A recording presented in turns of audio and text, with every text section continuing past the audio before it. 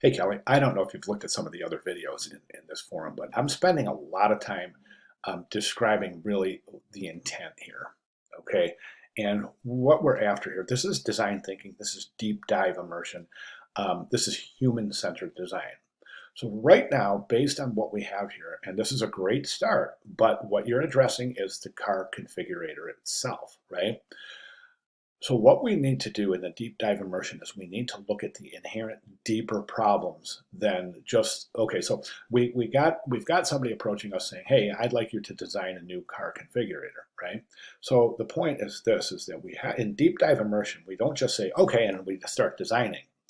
Okay, what we do in design thinking, deep dive immersion, human-centered design is we take a look at the inherent problems and we address the solution from a problem-centric standpoint as opposed to a design standpoint. Okay, let me give you an example. This is a great example, but the other day I was in the pharmacy and I was looking on the over-the-shelf products, right? And there's a whole row of stuff. Now, and each row, like every 4 or 5 feet, there's a little stand with a magnifying glass on it. Okay, so the magnifying glass, of course, is used to read the labels on. So what's the problem here? The problem is the problem is that the magnifying glass is indicative of a bigger problem. So the solution is this.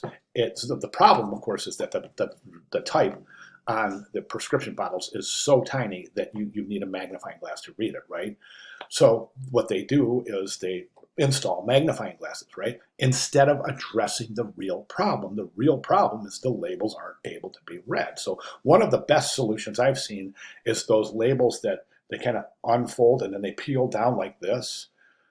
Do you see what I'm saying? And that's a good solution. That's addressing the problem. Okay, and that's what we're after here. We're addressing the problem. So through your research, you want to determine what are the biggest pain points associated with our current process of buying automobiles. And you'll find, well, overwhelmingly, one of the biggest issues and one of the biggest pain points is people's dissatisfaction of being pressured by a salesperson whose best interest is to pad that sale and make more money for themselves, right? This is human-centered design. We're not concerned about the salesperson.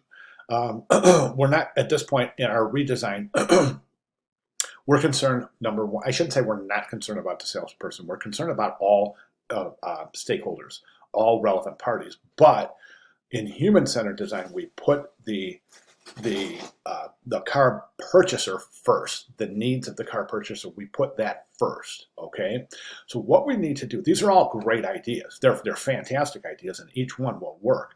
I want you to decide what you want to do for your final submission here for Sunday, is I want you to go through each of your 3 solutions, and I want you to give features of these solutions that will address the inherent problems with the current process of car buying. Okay, so through your research, so we can decipher two problems.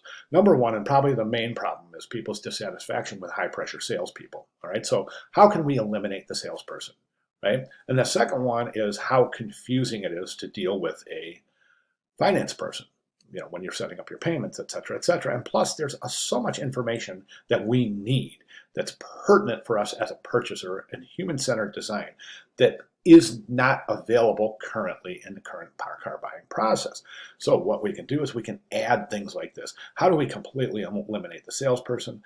Well, we take all of our features here and we be able to configure anything we want here. Okay, 360 or a holographic projection where you can walk up and actually look in the windows and see your car at full size from a 360-degree perspective. Okay, so then what do we do about test drive? You could actually take this configuration, whatever your interface is, and we could do a couple things. We could address the financial person by adding a financial calculator that could do things like calculate our payments if we put X amount of money down, calculate our payments if we choose a 3 or 5 year payment period, duration of the loan. We could do things like calculate the resale value based on X amount of miles in X amount of years. Okay, so we can do all sorts of things here, kind of one-stop shopping.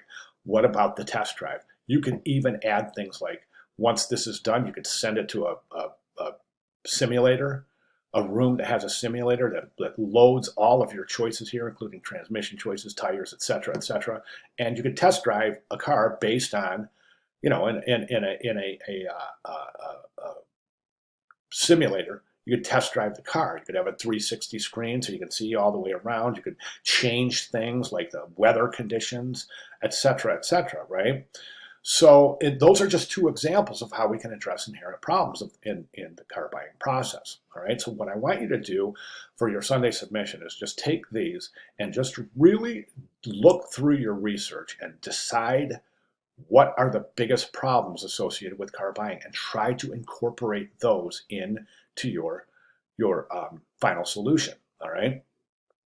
And that's what we're after. We're trying to eliminate the pain points. We're going to redesign the process of buying a car, not just redesign a car configurator. Do you see what I'm saying?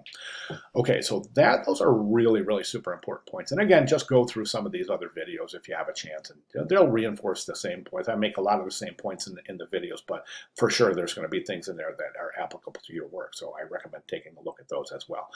Caley, good job. Thank you very much. If you have any questions at all, please let me know, because it's really important. This is a critical point in this assignment. So take what I've said so this is your part right here. This is the research or due Sunday. That's individual. And then we take that all back to the team. So take my ideas back to the team. You guys will talk about it, and you'll really start to determine how you can address the bigger issue at hand when you guys meet as a team. All right, Caley? Fantastic work. Again, it's so important right now to ask me any questions at all. I'll be glad to make any necessary clarifications. Thank you very much for including your work. And again, please let me know if you have any questions. Thanks, Caley.